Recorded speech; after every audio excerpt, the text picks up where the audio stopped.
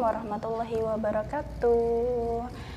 Anak-anak, hari ini kita akan belajar materi tentang akidah akhlak di pelajaran 1, yaitu tentang kalimat thayyibah. Di sini ada apa aja sih kalimat thayyibahnya? Iya, yaitu Masya Allah dan Subhanallah. Betul sekali. Kalian bisa cek buku kalian sambil melihat video ini ya. Nah, di penjelasan buku kalian, untuk menjadi muslim yang soleh atau soleha, seorang anak haruslah melakukan perbuatan-perbuatan terpuji yang jauh dari perbuatan dosa. Salah satunya adalah menjaga lisan. Iya, menjaga perkataan kita dari perkataan yang buruk. Contohnya berkata bohong, mengejek teman, membicarakan kejelekan orang lain, membiasakan diri untuk mengucapkan yang baik-baik.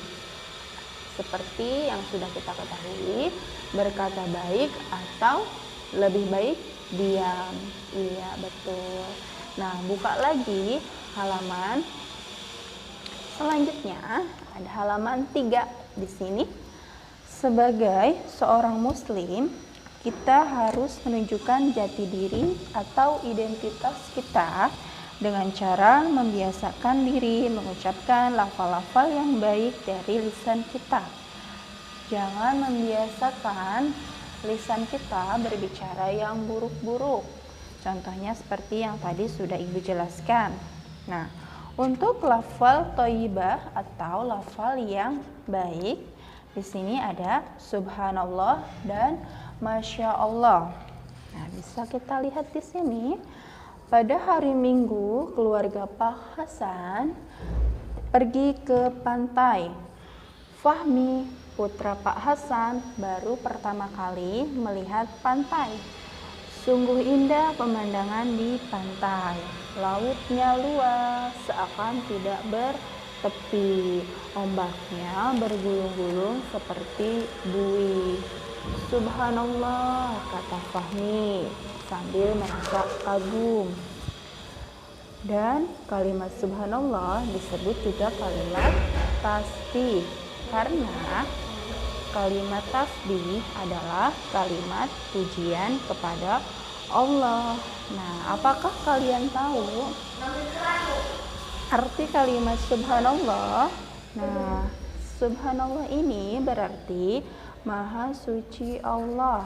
Dengan kesuciannya, Allah menciptakan alam yang begitu indah dan mempesona.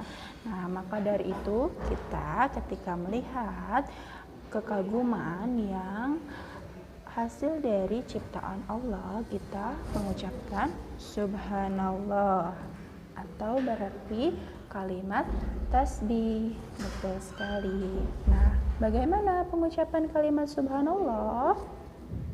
Seperti yang dijelaskan di buku kalian, semua makhluk Allah, baik yang ada di langit maupun di bumi, bertasbih kepada Allah. Semua memuji kebesaran Allah. Nah, selepas bermain, Fahmi dan keluarganya duduk-duduk menikmati suasana pantai.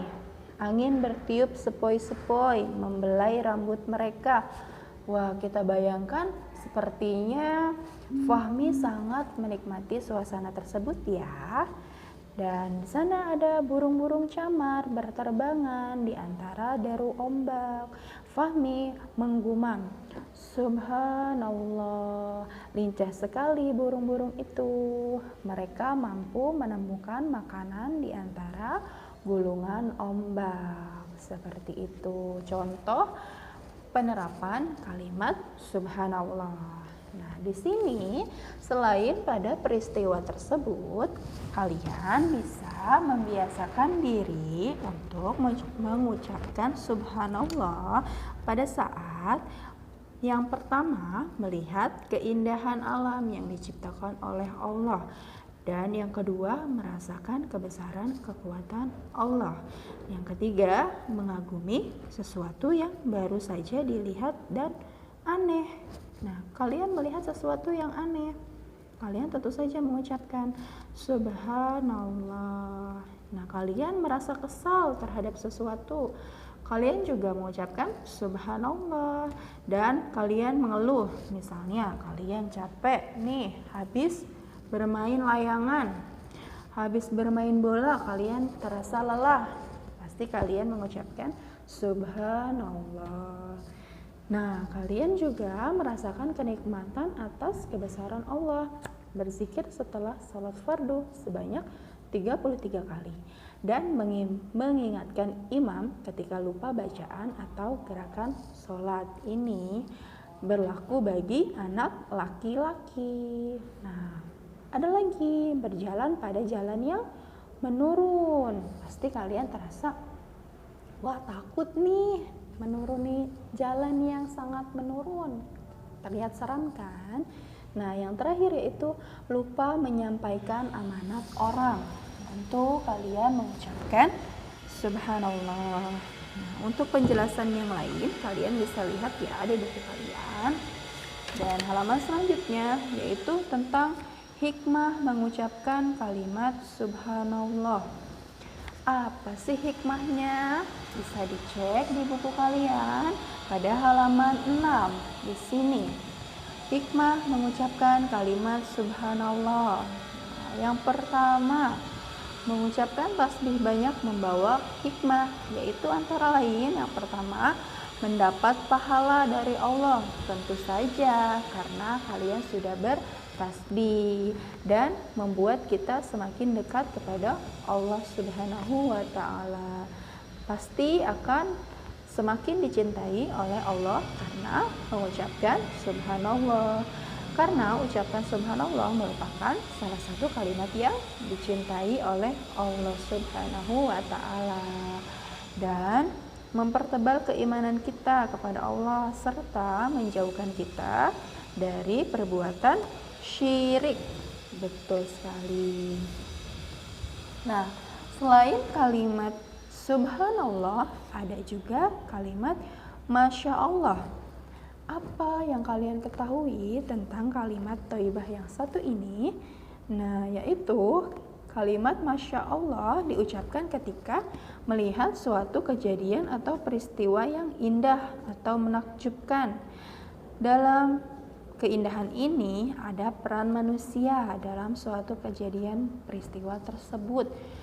Misalkan seperti ini contohnya, kalian datang ke tempat wisata kolam berenang, itu pasti banyak wahana bermain air yang bermacam-macam, dan suasananya juga dibuat seperti lautan yang nyata. Tentu kalian akan mengucapkan masya Allah, karena perbedaannya yaitu masya Allah ini diucapkan ketika kita melihat keindahan yang dibuat oleh manusia. Begitu perbedaannya.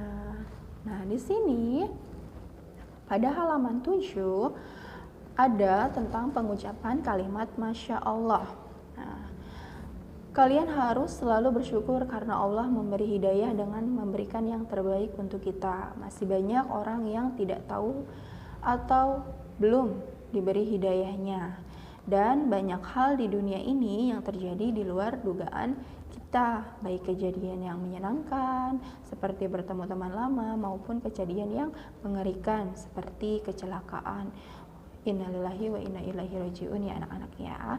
Dan ketika melihat peristiwa itu, kalian mengucapkan masya Allah.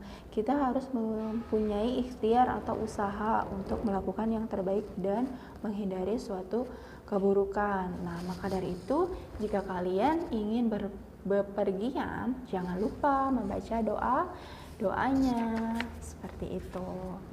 Nah, di sini halaman 8 menjelaskan kalian diperbolehkan mencegah teman atau orang lain dari berbuat jahat. Nah, apabila kalian melihat teman ingin mencuri mangga misalnya ya, mencuri mangga di tetangga, lalu kalian melihatnya, tentu kalian berkewajiban mengingatkannya.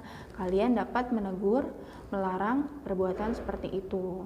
Apabila tidak berani menegur, kalian tanamkan dalam hati bahwa perbuatan itu tidak baik untuk ditiru. Jadi kalian tidak boleh melakukan seperti itu. Mengerti? Iya. Jadi kesimpulannya, kata Masya Allah terkadang mengandung kekaguman, keheranan, harapan, dan surprise atau kejutan. Nah, dengan membiasakan mengucapkan Masya Allah, kalian akan menyadari bahwa Allah itu Maha Kuasa atas segalanya. Allah mampu bertindak apa saja kepada hambanya yang beringkar. Seperti itu. Nah, anak-anak, Ibu rasa cukup untuk penjelasan mengenai kalimat thayyibah subhanallah dan masya Allah ini. Ibu harap semoga kalian bisa memahami dan mengamalkannya dalam kehidupan sehari-hari. Tetap semangat belajarnya dan tetap membantu orang tua di rumah ya. Jangan lupa sholat duha dan tilawahnya dilanjutkan. Ibu ucapkan terima kasih untuk Bunda dan Yanda yang masih setia membimbing anak-anak di rumah. Ibu ucapkan wassalamualaikum warahmatullahi wabarakatuh.